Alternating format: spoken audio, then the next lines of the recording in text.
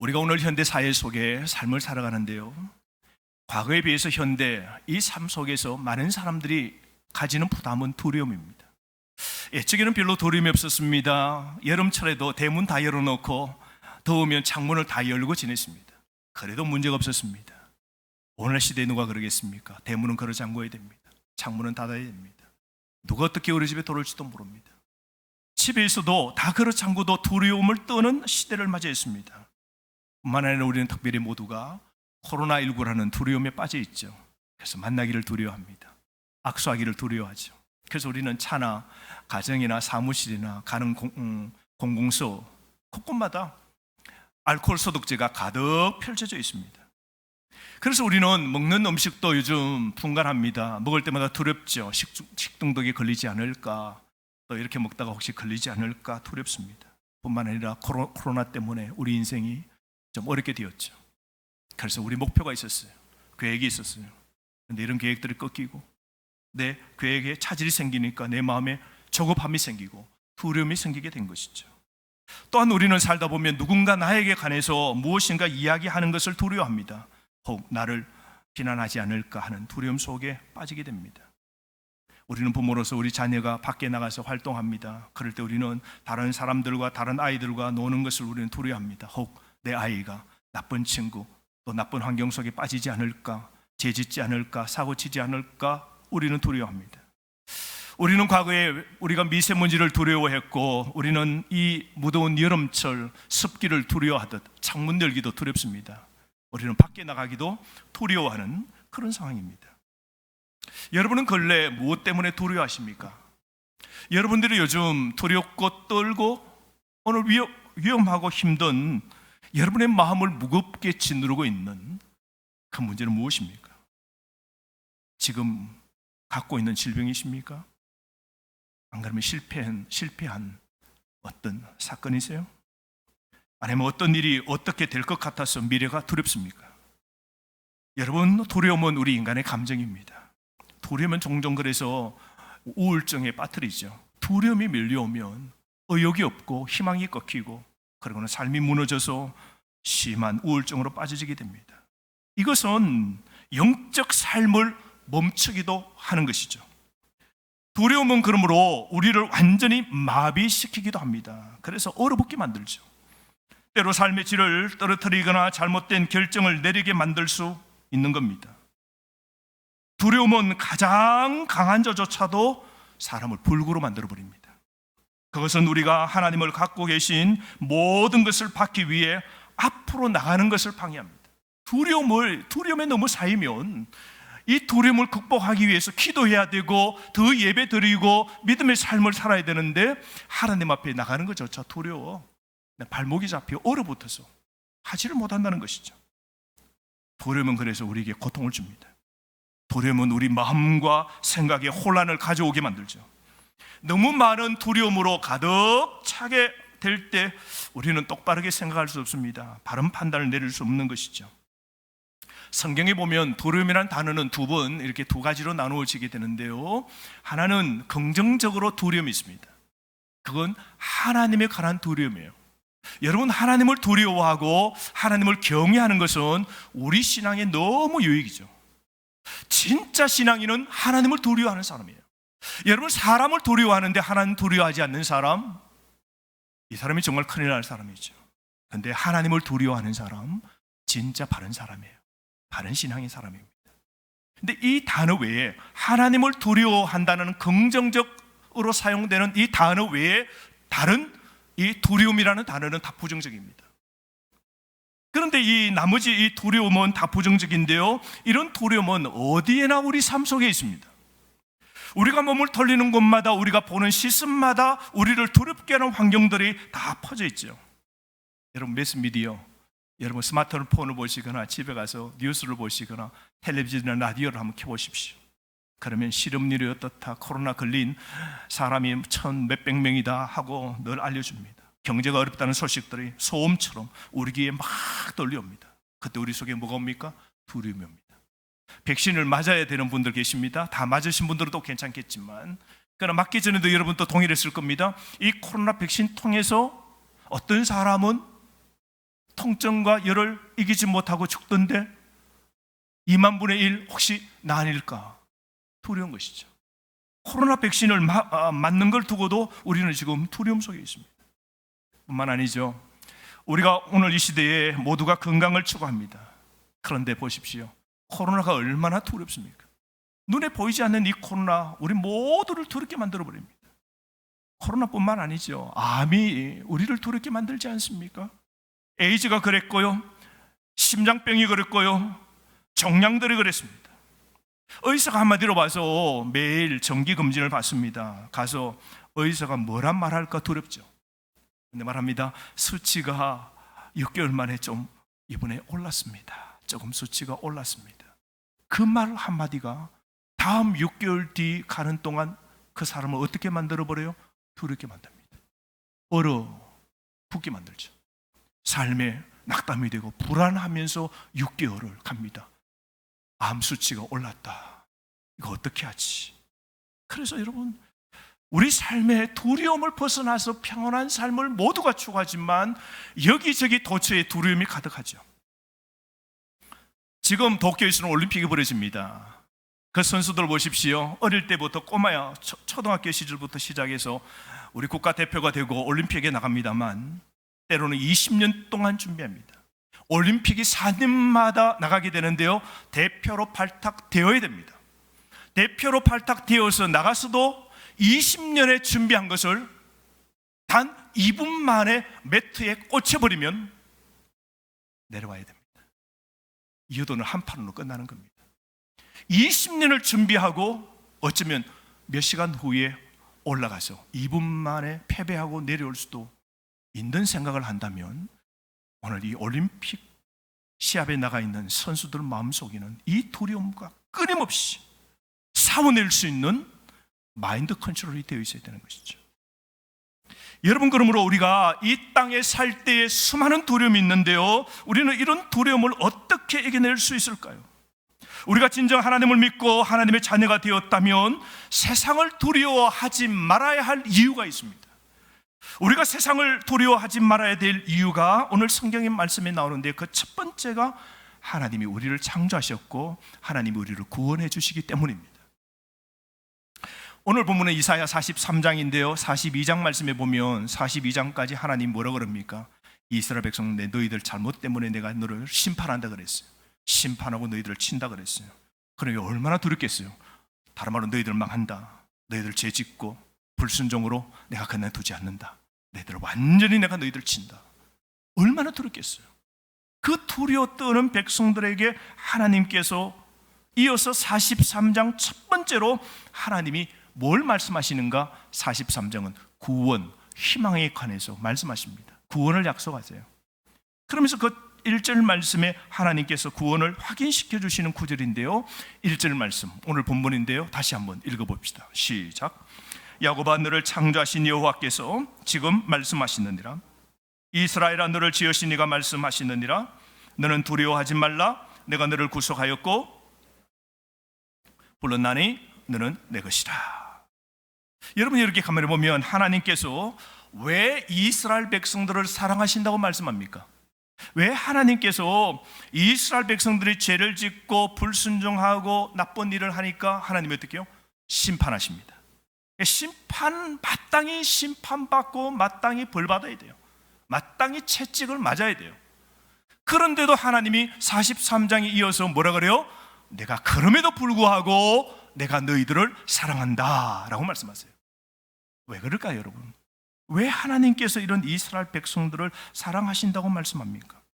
그 첫 번째 구절은 무엇입니까? 야곱아, 너를 창조하신 여호와께서 지금 말씀한다라고 합니다. 말씀하신다. 이스라엘을 창조하신 분이 누구시라고요? 여호와 하나님이시랍니다. 여러분, 하나님이 우리를 창조하셨기 때문에, 저와 여러분 지으셨기 때문에 하나님은 우리를 사랑하신다는 겁니다. 다른 말로 하나님이 우리를 낳으셨기 때문에 우리를 사랑한다는 것이죠. 여러분 보십시오. 우리가 결혼하고 임신하기 전에는 우리 자녀들에게 좋은 것을, 태어나는 그 아기에게 좋은 걸 주기 위해서 준비하죠. 옷도 준비하고 기저귀도 준비합니다. 근데 요즘 똑똑한 우리 주부들은 뭐라 그래요?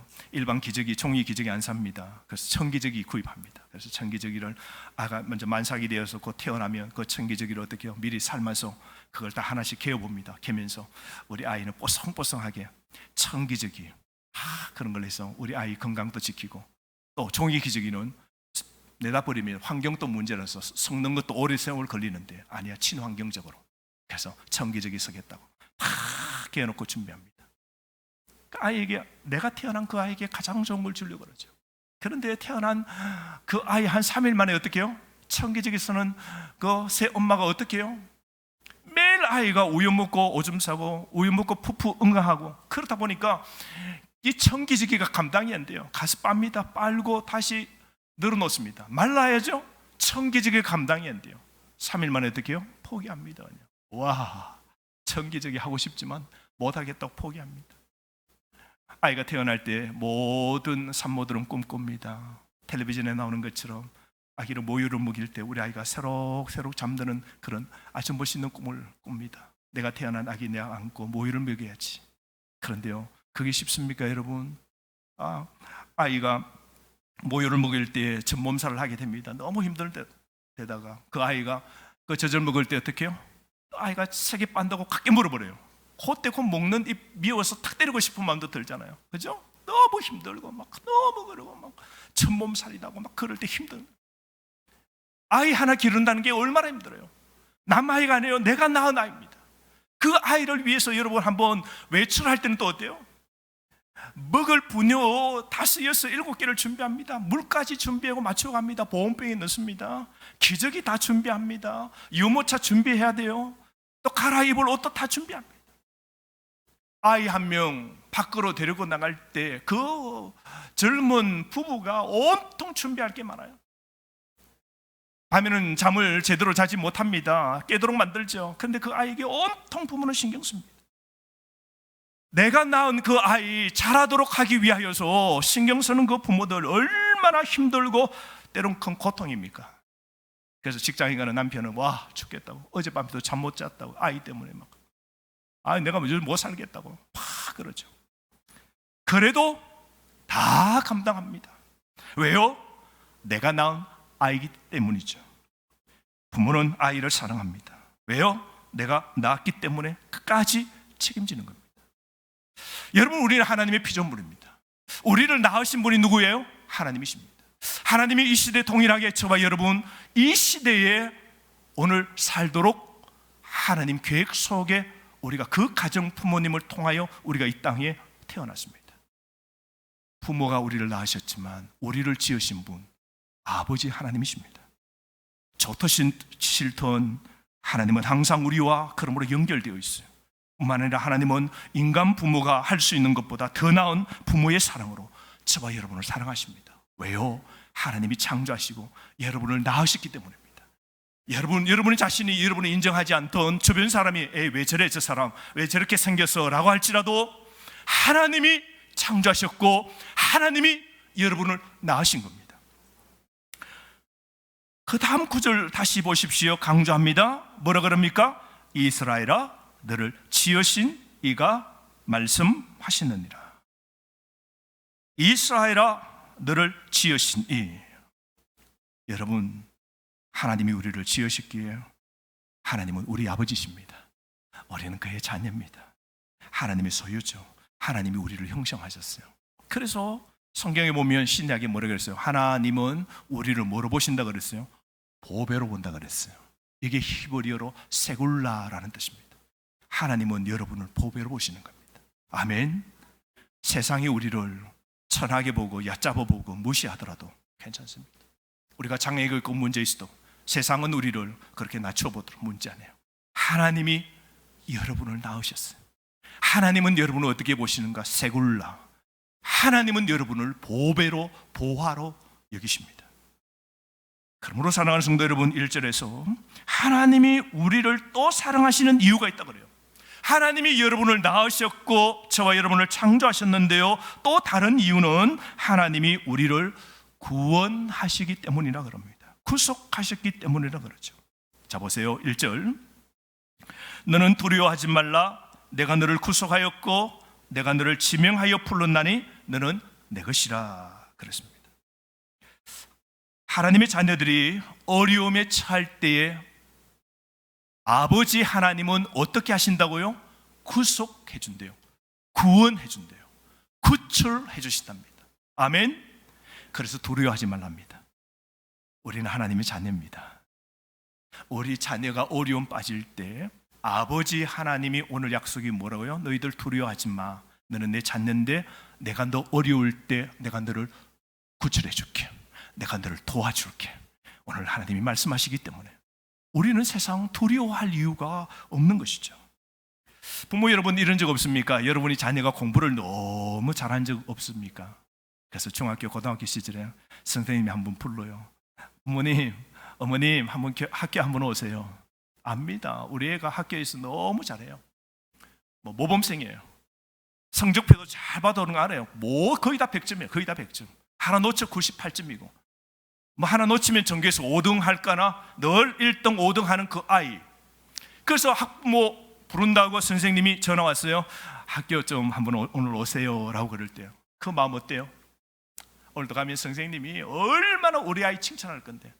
그래서 진로를 결정해주고 내가 그 칭찬 소리를 들으러 가는 그 부모의 마음은 여러분 어떻겠습니까? 우리 아이가 잘할 때 기쁨이 넘치죠. 그런데 반대로 아이를 기르다 보면 아이가 학교에서 문제를 일으켜요. 학교 교율을 어깁니다.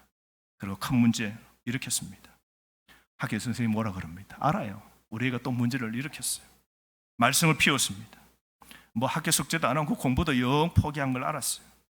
그런데 다른 부모도 온답니다. 오늘 마음 단단히 하고 오시라고 그럽니다. 알아요. 전에처럼 또 가서 다른 부모 아이들을 괴롭혔거든요. 그 아이가 어떻게 해요? 타협해야 돼요. 협상해야 돼요. 그래서 오늘 다른 부모들에게 싹싹 빌어야 됩니다. 그래서 그 선생님이 부모에게 어머님 오늘 학교 오실 때 단단히 준비하고 오세요 라고 할 때 그때 우리는 자녀를 사랑하는 그 사랑이 시험받죠. 내가 이 자녀를 언제까지 사랑해야 되나? 내가 내 아이를 위해서 학교에 내가 갈 것인가 말 것인가? 이 아이 이제 네 멋대로 살아라고 포기할 것인가 말 것인가? 그런 생각이 우리 속에 들 때가 있을 거예요. 근데 진짜 부모는 어떻게 해요? 진짜 부모는 내가 낳은 아이가 사건 사고를 치고 학교에 있던 경찰서에 있던 어떻게 해요? 뛰어갑니다. 뛰어가서 어떻게 해요? 다른 사람 앞에 어떻게 해요? 무릎을 꿇습니다. 체면이 없어요. 내가 구겨져도 괜찮아요. 내가 다른 부모에게 무릎을 꿇어서라도 내 자녀 한번 봐달라고 싹싹 빕니다. 용서해 주세요. 내가 못 키워서 그래요. 내가 아이 교육 못 시켜서 그랬습니다. 한 번만 봐달라고 우리는 무릎을 꿇습니다. 왜요? 내가 낳은 아이이기 때문입니다. 그리고 그 아이를 어떻게 해요? 빼내어 주려고 그래요. 다시 한번 살리려고 그래요. 그 아이를 다시 한번 회복시키려고 우리 부모는, 진짜 부모는 그렇지 않습니까? 오늘 하나님께서 동일하게 이 말씀을 하십니다. 우리 하나님은 우리를 창조하시고 우리를 지으신 분이신데요, 자녀로 삼으신 저와 여러분, 어려울고 힘들고 오늘 세상에서 절망 가운데 무너져 있을 때 우리 하나님은 어떻게 하신다고요? 너 또 사고 쳤구나, 너 힘들구나, 너 내 말 안 들어서 그래. 하나님은 물리치지 않고 어떻게 하신다고요? 내가 너를 구속한다. 내가 너에게 뛰어가서 너 공경한 문제에서 내가 처리해주고 내가 너를 구출해줄게. 내가 너를 도와줄게. 우리 아버지께서 오늘 말씀하시는 겁니다. 오늘 이런 아버지의 마음 보십시오. 자녀가, 이스라엘 백성이 아무리 잘못해도 42장에 이스라엘 백성이 완전히 타락하고 죄를 짓고 하나님께 불순종하고 마땅히 하나님 앞에 벌을 받아야 돼요. 그런데도 43장에 하나님께서 그 이스라엘 백성을 내 너 사랑한다. 내 너 반드시 내가 너 구출시켜 줄게. 바벨론 포로로 150년 후에 너희들은 반드시 포로로 다 끌려간다. 그런데 너희들 반드시 내가 다시 너희들 구출시켜 줄게. 오늘 하나님이 약속하시는 이 하나님의 넉넉한 아버지의 사랑 보십시오. 오늘 이와 비슷한 이 하나님의 사랑을 우리가 하나 알 수 있는 것은요, 구약에서 가장 놀라운 사랑 이야기가 하나 있어요. 어느 가정 이야기인데요, 어느 가정의 총각 호세아가 결혼을 하게 되는데, 결혼할 때 자기의 마음으로 자기가 선택하는 것이 아니라 하나님 말씀하세요. 호세아 청년, 호세아야, 너 배옷값 내가 다 준비되었다. 너 고멜이라는 여자 있는데 그 고멜이라는 여자를 데려와서 너 결혼해라. 그러니까 하나님이 찍어주셨어요. 고멜이라는 여자가 호세아와 더불어 결혼합니다. 결혼을 살면서 2남 1녀 자녀를 낳습니다. 자녀를 키웁니다. 얼마나 힘들어요. 자녀를 키우고 삽니다. 그런데 그 아내가 정말 멋있는, 하나님 앞에 바르게 사는 선지자의 아내입니다. 여러분, 얼마나 하나님의 복을 받는 그런 가정입니까? 누구보다 하나님 말씀을 전하고 깨어있고 경건하게 사는 좋은 신랑 만나 결혼한 아내인 이 고멜입니다. 그런데 자녀를 낳고 지내는 동안 이 고멜이 바람을 피웁니다. 아이가 자라는데도 바람을 피우고 이 남자 저 남자 바람을 피웁니다. 그때 호세아가 어느 날 보니까 아내는 바람을 피우고 집을 나가버려요. 찾아도 주변에 찾을 수 없어요. 어느 동네로 먼 곳으로 갔는지 알 수가 없어요. 참 어떡해요. 그냥 일방적으로 사랑했는데 배신을 당한 거죠. 그런데요, 가만히 보면 세월이 좀 지나는데 어느 날 들리는 소문이 그 아내가 노예시장에 팔려와 있다는 겁니다. 그러니까 이리저리 살다가 너무 힘들게 되어서 이제는 노예시장에 팔려와서 이제 돈값에 팔려나가면 이제 인생은 어떻게 되는지 비참한 인생을 살게 되는 겁니다. 이 소식을 들었던 호세아가요, 집에 가만히 있지 않고 그 아내를 찾기 위하여 노예시장을 나가게 됩니다. 어느 노예시장인가 곳곳에 노예시장, 시장을 찾아다닙니다. 드디어 자기의 아내를 보게 됩니다. 노예로 끌려와서 팔려나가기를 서 있는 아내를 봅니다. 여러분, 그 남편의 마음이 어떻겠습니까? 그런데 호세아는 그 아내를 다시 사기 위하여 값비싼 돈을, 노예값을 지불하고 그 아내를 사옵니다. 사올 뿐만 아니라 그 아내를 다시 진심으로 자신의 아내로 용서해주고 맞이하게 됩니다. 하나님이 이것을 호세아에게 말씀하셨는데 이 내용이 무엇입니까? 하나님은 이스라엘의 신랑입니다. 이스라엘은 하나님의 신부입니다. 그런데 이스라엘은 하나님 신랑만 사랑하는 것이 아니라 우상 바알과 아세라를 사랑한 겁니다. 마음이 아주 우상으로 떠나십니다. 그런데도 신랑이신 하나님은 우상을 숨기는 이스라엘 백성들을 완전히 심판하지 않고 망한 그를 다시 돈 주고 구출을 했네요. 이스라엘 백성을 바벨론 땅에서 빼내신 분이 누구예요? 신랑 대신 하나님임을 호세아 가정을 통하여 하나님이 보여주신 것이죠. 여러분, 고멜을 향한 이 호세아의 사랑은 하나님이 우리를 사랑하시는 모습을 보여주는 겁니다. 그래서 하나님의 사랑은 구속적인 사랑입니다. 끝없는 사랑이에요. 주권적인 사랑이에요. 주도적인 사랑입니다. 능동적인 사랑이에요. 만약에 호세아가 아내를 찾기 위해서 그 노예 시장에 가지 않았더라면 고멜의 인생은 끝납니다. 당연히 그렇게 되어도 벌 받아 마땅하죠. 여러분, 이게 하나님입니다. 우리가 죄를 짓고 악을 행하고 우리가 잘못하고 우리가 인생이 망가졌을 때 하나님 잘못했습니다 하고 하나님을 찾기보다 망가진 우리의 인생을 회복시키기 위하여 찾아오신 분이 누구시라고요? 하나님이십니다. 창조하신 하나님, 깨워줘도 보배인 줄 압니다.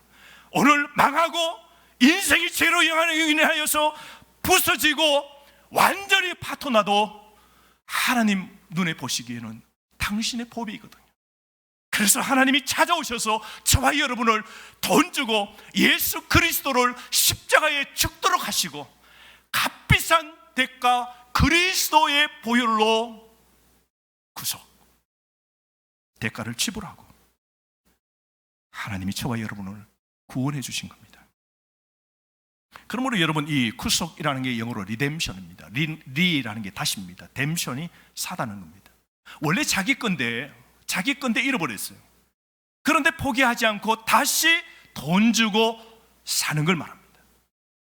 하나님은 여러분, 저와 여러분을 다시 회복시키시고 다시 살려 구원받아 하나님의 거룩한 자녀로 살도록 하기 위하여 아들 예수 그리스도 생명을 아낌없이 지불하고 대속 다시 사기 위하여 지불하고 우리를 구원해 주신 겁니다. 여러분, 그러므로 우리를 향한 이 하나님의 사랑을 가볍게 여기지 않으시길 바랍니다. 우리 하나님은 우리를 위하여 그런 대가를 치르셨습니다. 예수님은 우리 죄에서 구원하시기 위하여 십자가에서 죽으셨습니다. 예수님은 그러므로 여러분, 지금 앉아있는 여러분 한 사람에게 너무나 많은 것을 투자하셨습니다. 그렇기 때문에 하나님 눈에 여러분을 보기에는 귀한 존재로 보이는 것이죠. 누구의 피로, 누구의 대가로 구원받았어요? 아들 예수 그리스도의 대가로 구원받은 존재이기 때문입니다. 그래서 하나님은 우리가 모든 장애를 극복할 수 있도록 능력과 힘을 우리에게 다 주시는 겁니다. 그러므로 여러분, 하나님의 자녀가 두려움에 사로잡히거나 조종당하고 마비되고 멸망할 이유가 없는 겁니다. 전능하신 우리 하나님은 모든 상황을 주관하심으로 두려워하지 말라고 말씀하셨습니다. 그 하나님은 우리의 힘이요 우리의 피난처가 되십니다. 그러므로 여러분, 오늘 나의 창조자, 나를 구원해 주시는 이 하나님을 믿고 오늘 절대로 두려워하지 않는, 지금의 환경을 두려워하지 않는 여러분 되시기를 바랍니다. 두 번째로, 여러분, 우리가 절대로 이 세상 코로나나 어떤 환경 속에서 지금 어렵다고 두려워하지 말아야 될 이유가 있는데요, 그 두 번째는 하나님이 우리와 함께 하시기 때문입니다. 2절 말씀 볼까요? 너무너무 아름다워요. 2절 말씀 시작. 내가 물 가운데로 지날 때에 내가 너와 함께 할 것이라. 강을 건널 때에 물이 너를 침몰하지 못할 것이며 내가 불 가운데로 지날 때 타지도 아니할 것이요 불꽃이 너를 사르지도 못하리라. 여러분, 여기 보면 물불이 나옵니다. 물은 우리에게 생명을 줍니다. 그런데 여러분, 물에 빠지면 물은 우리에게 위협의 존재입니다. 불은 우리에게 유익입니다. 요리할 때 불은 우리에게 굉장히 요긴 하지만 불에 빠지면 그 불은 우리에게 위협적이죠. 그래서 오늘 물을 지날 때, 불을 지날 때는 것은 우리 환경이 어렵고 힘들고 고난 속에 빠질 때를 말합니다. 우리가 살다 보면 인생 예기치 않게 홍수가 다가올 때가 있고 불같은 시련이 다가올 때가 있죠.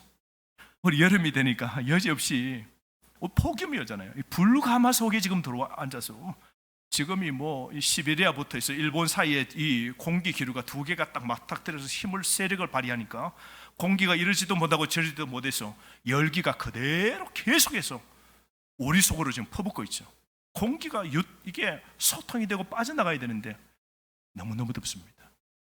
우리 인생이 예기치 않게 환경이 막히고 길이 막히면 어떻게 해요? 불을 만납니다. 어려움 만나죠. 다니엘이 풀무불에 빠지는 고난을 당하게 됩니다. 애굽에 있는 이스라엘 백성들이 홍해를 건너기 전에 건너야 될 거대한 홍해를 만났을 때 그들은 두려움을 느끼게 된 것이죠. 인생이 막힌 거죠. 어떤 위협적인 상황일지라도 하나님이 뭐라 그럽니까? 내가 너와 함께 할 것이다. 아멘. 이 약속을 하나님이 오늘 우리에게 하십니다. 하나님은 그러므로 여러분 택한 백성 예수 그리스도를 통하여 구원시켜 주신 여러분, 하나님이 낳으신 여러분과 지금 함께 하십니다. 하나님은 주님을 믿고 따르고 순종하는 자들과 어떻게 해요? 항상 함께 하시는 겁니다. 이걸 출애굽기 33장 14절 말씀에 분명히 말씀하셨는데요, 내가 친히 너와 함께 가겠다. 그리하여 너가 안심할 수 있도록 해주겠다. 너가 뭘 하든지 어디 가든지 내가 너와 함께 할 것이다. 여러분, 그러므로 이스라엘 백성이 광야 40년 동안 있을 때 단 한 번도 하나님이 이스라엘 백성을 떠나신 적 없었어요. 그래서 구름 기둥, 불 기둥이 항상 함께 있고요, 그 다음에 하나님의 그 지성소의 세키나 하나님의 영광의 불이 늘 임재하고 계셨죠. 여러분 보십시오. 이스라엘 백성들이 광야 40년을 보냅니다. 지도자가 누구였습니까? 모세였습니다. 근데 모세가 하나님의 그 계획 뜻대로 인생의 수를 다합니다. 죽게 됩니다. 근데 그 모세의 지도자의 지팡이를 이어받을 사람이 누굽니까? 여호수아입니다. 근데 이 여호수아가 얼마나 여러분 이게 힘들겠어요. 여호수아가 이 지도자로 이 감당해야 되는 나이가 벌써 이제 90 초반이잖아요. 94. 이 여호수아가 이 나이에 이제 이 민족의 이 200만 명을 이끌기가 얼마나 힘들어요. 두렵습니다. 이제 가나안 땅에 들어가야 됩니다. 요단강을 건너 가나안 땅에 들어가면 난공불락의 성이 있습니다. 그리고 거대한 아낙 자손 수많은 적들이 있습니다. 가나안에 이 호전적인 적들이 있어요. 전쟁에서 그 땅을 다 승리하여 점령해야 됩니다. 그러니까 여호수아에게는 이제 계속해서 싸워야 되는 이 일을 이루어야 돼요. 모세는 그저 광야로 이스라엘 백성을 이끄는 일을 했지만 여호수아는 계속해서 전쟁을 해야 되는 거예요, 여러분. 계속해서 전쟁을 해야 되는 이 일을 7년 동안 하게 되잖아요. 자, 이런 여호수아 마음이 얼마나 여러분 두렵겠습니까? 이 미래, 이 지도자를 이끄는 이 리더십 앞에 얼마나 두렵겠어요. 두렵게 떠는 여호수아에게 함께 하신 여호와께서 여호수아에게 하신 말씀이 무엇입니까? 그게 여호수아 1장 9절 말씀입니다. 내가 너에게 명령한 것이 아니냐? 강하고 담대하라. 따릅시다. 강하고 담대하라. 두려워하지 말라. 놀라지 말라. 하나님이 그렇게 말씀하시면서 너가 어디로 가든지 내 하나님 여호와가 너와 함께 하느니라. 하나님 말씀하셨어요. 여호수아야, 두려워하지 말라. 놀라지 말라. 담대하라. 너가 어디에 가든지 항상 매일 너와 함께 하리라. 여러분, 이 여호수아가 얼마나 이 말씀에 여러분 위로 얻겠어요. 여러분, 코로나 때 우리가 잊어버리기 쉬운 말씀이 바로 여호수아에게 주신 이 동일한 말씀을 낳으시고 창조하시고 자녀를 삼으신 여러분들에게 동일하게 말씀하십니다. 두려워하지 마십시오. 강하고 담대하십시오. 놀라지 마십시오. 하나님이 함께 하십니다. 예수님이 죽기 첫날 밤에 제자들이 너무 떠는 겁니다. 부활하신 주님이 내가 곧 이제 천국에 간다. 내가 가면 너희들 이 땅에서 신앙생활 잘 해야 돼요. 그럴 때 예수님 이제 성천해버리면 부재잖아요. 없잖아요. 얼마나 두렵겠어요, 여러분. 스승이 없는 제자들 고아처럼 두렵죠. 그날 밤에 예수님께서 두려워 떠는 그 제자들에게 이제 예수님 가버리시면 이제 누구를 의지하나요? 그럴 때 그 밤에 예수님께서 두려워 떠는 제자들에게 하신 말씀이 요한복음 14장 16절 말씀. 내가 아버지 하나님께 기도하건대 그가 하나님께서 또 다른 보혜사, 또 다른 돕는 자, 누구예요? 성령님입니다. 또 다른 돕는 자를 너희에게 주사 영원토록 너희와 함께 있게 할 것이다. 걱정 마라. 내가 떠나지만 빈자리가 아니야. 너희들 속에 성령 하나님이 너희들과 영원토록 함께 있도록 할 것이다. 여러분, 이 말씀이 얼마나 위로했겠어요. 그러자 여러분 성령 충만으로 그들은 가슴이 뜨거워지고 성령 하나님이 함께 하심을 경험한 그 차득의 뜨거운 열기를 보십시오. 뿐만 아닙니다. 예수님이 성천하실 때 바라보고 있는 그 산 아래에 모여있는 모든 사람들에게 마지막으로 하신 말씀이 마태복음 28장 18절에서 20절 말씀이죠. 예수께서 나와 말씀하여 이르시되 하늘과 땅의 모든 권세를 내게 주셨으니 그러므로 너희는 가서 모든 민족을 제자로 삼아 아버지와 아들과 성령의 이름으로 세례를 주고 내가 너희에게 분부한 모든 것을 가르쳐 지키게 하라. 볼지어다 내가 세상 끝날까지 너희와 항상 함께 있으리라. 여러분, 예수님이 마지막에 우리에게 제자들에게 우리에게 하신 말씀이 무엇이라고요? 세상 정말 마지막 때까지 내가 너희와 항상 함께 있을 것이다. 여러분, 세상을 살면서 그러므로 여러분 두려워하지 맙시다. 환경과 사탄을 두려워하지 마십시다. 주님이 함께 하시는 겁니다. 여러분, 이걸 아셔야 돼요. 어떤 사람이 사냥을 너무 좋아해서 사냥개를 기르기 시작했습니다. 시장 가서 사냥개를 사왔는데요, 강아지죠. 강아지 몇 마리를 사왔는데요, 사냥개로 이 강아지들이 크면 이제 멧돼지도 잡을 거고요, 짐승도 그냥 물러서지 않고 몰아서 그냥 사냥을 잡을 수 있도록 도와주는 사냥개입니다. 강아지를 시장에서 사와서 기르는데 집 마당에 놔두었더니 강아지는 요만하고 마당에 뛰어노는 막 쫓아다니는 것은 닭입니다. 닭은 강아지보다 훨씬 덩치가 있죠. 어느 날 보니까 강아지가 마당에 노니까 닭들이 어떻게 해요? 모르는 강아지가 왔단 말이죠. 이놈이 뭐야? 하고는 이 닭들이 그 강아지를 못 살게 굽니다. 못되게 굴죠. 벌써 부리로 탁 쫓아다니고 강아지 막 아프다고 도망가면 쫓아가서 강아지 엉덩이를 그냥 온몸을 막 쫓아댑니다. 그러니까 강아지들은 막 볼 때마다 닭이 징그러운 거예요. 그냥 무서운 거예요. 그냥 닭만 나타나면 퍼덕퍼덕거리면 강아지들은 막 숨기 바빠요. 근데 시간이 점점 지나므로 강아지는 점점 덩치가 이제 커져서 사냥 나갈 만한 몸집이 된 겁니다. 그래서 자기가 사냥 나갈 때 이 사냥개들을 이제 차에 태우고 사냥을 나가는 겁니다. 사냥을 나가서 사냥을 너무 잘해요. 그 멧돼지를 보면요, 멧돼지 그 날카로운 그 이빨에 물리면 그냥 여러분 사냥개도 여지없이 잘하면요 죽습니다. 근데 멧돼지 소리와 그 멧돼지 그 냄새만 맡으면 그냥 아주 초계에서 쫓는데요. 자, 큰 멧돼지를 잡고 난 후에 그 주인이 친구들에게 말합니다. 이 개들이 이렇게 사냥을 잘한다고. 그런데 우리 집 개들은 한 가지 단점이 있다고. 우리 이 사냥개가 무서워하는 게 있다고. 아니, 이 사냥개가 무서워하는 게 있냐고. 그게 있다고. 뭐냐고. 우리 집에 닭을 너무 무서워한다고.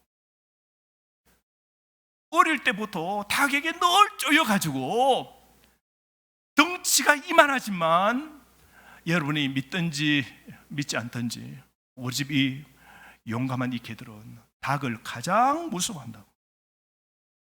사랑하는 성도 여러분, 사탄은 이전에 우리를 다 지배했어요. 사탄은 오랫동안 우리에게 자신을 두려워하라고 가르쳤어요. 그래서 사탄은 우리를 무서운 존재로 만들었어요. 그런데 우리가 언젠가 예수 그리스도를 믿고 다른 보혜사 성령님이 우리 속에 들어와 계시면서 사탄을 다스리는 권세를 하나님이 우리에게 주셨어요. 그럼에도 불구하고 우리는 너무 오랫동안 사탄을 대항할 수 없다는 것을 배웠기 때문에 여전히 그렇게 믿는 경향이 있습니다. 그래서 사냥개들처럼 우리는 종종 두려워할 필요가 없는 것을 두려워하게 되는 겁니다. 사랑하는 성도 여러분, 반드시 기억하십시오. 요즘 여러분의 삶에서 무슨 일이 일어나고 있든 여러분, 하나님이 우리와 함께 하심을 믿으시기 바랍니다. 그리고 그 하나님 우리에게 능력을 주시고 마귀 사탄을 이길 수 있는 힘을 이미 우리에게 주셨음을 여러분 반드시 아시기를 바랍니다. 그러므로 지금 두려움에 빠졌을 때 몇 가지를 꼭 기억하십시오. 그 첫 번째가 여러분이 누구인지를 아십시오. 여러분, 우리는 하나님의 자녀입니다. 하나님이 여러분을 만드시고 자녀로 삼아주셨고 여러분을 보배로 여기시는 겁니다. 여러분을 구원하기 위하여 아들 예수 그리스도를 그 핏값을 치르시고 여러분을 마귀 사탄 죄의 죽음에서 끄집어 살려주신 겁니다. 여러분은 이제 하나님의 자녀입니다. 성령님이 여러분 안에 계십니다. 예수 그리스도를 죽은 자 가운데서 살리신 동일한 성령이 여러분 안에 계시는 겁니다. 여러분, 우리가 누굽니까? 우리가 어떤 존재입니까? 그러므로 여러분, 두려울 때 내가 누구인지를 반드시 기억하시기를 바랍니다. 두 번째로 여러분, 두려움에 집중하는 것을 거부하십시오. 뉴스를 틀고 라디오를 듣고 그 다음에 인터넷을 봅니다. 잔일을 만납니다. 문제를 만납니다. 주변의 소식, 경제의 소식을 듣습니다. 건강에 관해서 의사에도 이야기를 듣습니다. 그럴 때 우리의 눈과 귀를 보호해야 돼요. 눈이 자꾸 두려운 걸 보고 귀가 자꾸 우리를 두렵게 만드는 그런 정보를 자꾸 이 뉴스를, 배드 뉴스를 듣게 되면 우리는 두려움에 빠지게 돼요. 내일 어떻게 사나 걱정되죠. 아파트 값이 이렇게 다 올라서 우리 자녀는 이제 앞으로 집이라도 한 채 가지고 살 거냐 생각하면 벌써 두렵습니다. 두려움이 그러므로 계속해서 여러분의 기쁨을 앗아가지 않도록 여러분 눈과 귀를 지키시기 바랍니다. 세 번째로, 하나님이 여러분과 함께 하신다는 것을 깨달으십시오. 하나님은 언제든지 여러분과 함께 하십니다. 하나님은 모든 위험으로부터, 지금 어떤 문제 속에 있습니까? 어떤 위험 속에서도 하나님이 여러분을 보호하신다면 여러분이 두려워할 게 무엇이 있습니까? 여러분, 무엇이 두렵습니까? 아니, 하나님이 보호해 주신다는데, 아니, 하나님이 내 아버지신데 뭘 두려워하십니까? 우리 집 자녀는 전혀 두려워하지 않아요. 여러분, 아버지가 있는 한 어려우면 아버지에게 비비면 돼요. 부모의 집에 비비면 됩니다. 하나님은 우리와 함께 하십니다. 네 번째로, 하나님을 신뢰하십시오. 신뢰함이 꼭 필요합니다. 두려워할 때마다 모든 것을 하나님 손에 맡길 수 있는 기회로 여기셔야 됩니다. 지금 이 두려운 순간 여러분 믿음이 꼭 필요해요. 하나님께 믿음을 맡길 수 있는 오늘 도전이 우리에게 필요한 겁니다. 하나님을 지금 신뢰하십시오. 하나님이 여러분에게 필요한 모든 것을 공급해 주실 것을 믿어버리시기를 바랍니다. 하나님은 우리의 잘못을 용서하시고 더 잘하도록 격려해 주시고 우리가 잘못하는 거 다 덮어주시고 다시 힘주시고 다시 할 수 있도록 세워주시고 격려해 주시고 우리 잘 되도록 밀어주시는 그런 선생님 같으신 분, 그런 좋은 스승 같으신 분 이심을 여러분 믿으시기를 바랍니다. 독일 지역에 어느 가난한 집에 소녀 하나가 피아노를 너무 잘 쳤어요. 근데 피아노가 꿈이에요. 근데 집이 너무 가난했어요. 근데 여러분 이 음악으로 출세하려면 연주회를 많이 해야 되잖아요. 근데 집이 가난하다 보니까 연주회를 할 수 있는 돈도 없고 자기가 누구 선생님에게 제대로 배워본 적이 없어요. 그런데 자기가 연주회 한다고 아무리 이렇게 포스터를 붙여도 누가 그 동네에 그 대강당실에 누가 오겠어요. 이 아이가 머리를 썼습니다. 아하. 그러고는 종이를 내고 거기다가 거짓말을 집어넣습니다.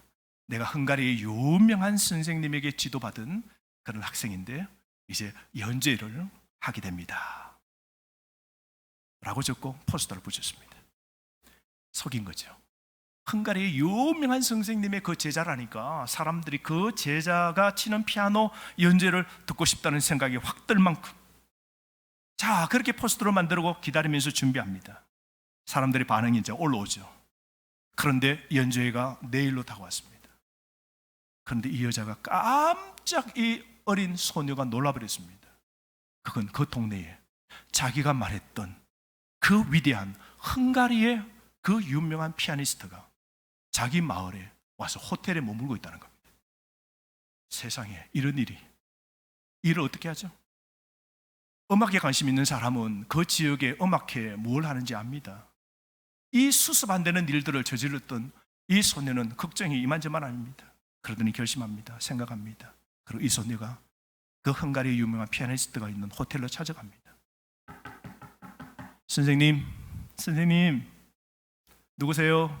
들어갑니다. 선생님 제가 말이죠 내일 연주를 하게 되는 학생인데요 다름이 아니라 제 집이 너무 가난하고 그리고 연주회를 제가 폼나게 하고 싶었는데 제가 배운 선생님도 없고 사람들은 많이 모으고 싶고 강당을 채우고 연주를 그렇게 하고 싶었는데 그래서 제가 생각하다가 선생님의 이름을 빌려서 선생님의 제자라고 속이고 제가 거짓 포스터를 붙였습니다. 내일 연주회인데요 제가 안 할 일을 했습니다. 너무 잘못했습니다. 선생님 용서해 주세요. 닭똥 같은 눈물을 흘리면서 자기가 후회될 일을 한 거예요. 진심으로 무릎을 꿇고 눈물을 뚝뚝 흘리면서 잘못을 삭삭삭삭 비는 겁니다. 그 모습을 본 헝가리의 유명한 피아니스트가 학생 괜찮아 깨째째한 옷을 입고 가난하게 딱 보이는 그 소녀를 붙잡고 보니까 진짜 진심으로 잘못했다고 이렇게 눈물 흘리고 있는 모습 보니까 너가 진실로 회개하는 게 보인다고 괜찮다고 힘내라고 다 용서한다고 내가 용서할게 괜찮다고 자 일어나라고 그리고 그 눈물 흘리는 눈물 콧물 흘리는 그 아이를 이렇게 세우고는 자 피아노 한번 쳐보라고 내일로 연주회 해야 되는데 걱정된다고 피아노 한번 쳐보라고 얼마나 떨리겠어요. 연주회 할 기회까지 주네요. 그 유명한 선생님 앞에서 피아노 연주 내일 할 연주를 해보는데요 여러분 틀리는 부분이 있죠. 여러분 그래서 좋은 선생님 만나야죠. 보고 틀립니다. 그 옆에서 선생님이 가르쳐줍니다. 야 이거는 아니야 이렇게 쳐야 돼. 이 부분은 이 반박자가 늦었어 하고 하나하나 가르쳐줍니다. 수정을 해줘요. 다 가르쳐줍니다. 딱 마치고 난 다음 그 선생님이 그 가난한 소녀에게 이렇게 말합니다. 얘야 너 오늘부터 이제 내 제자가 된 거야. 내가 오늘도 가르쳐줬잖아. 너는 내 제자가 확실해요. 거짓말이 아니야. 너는 이제 내 제자야.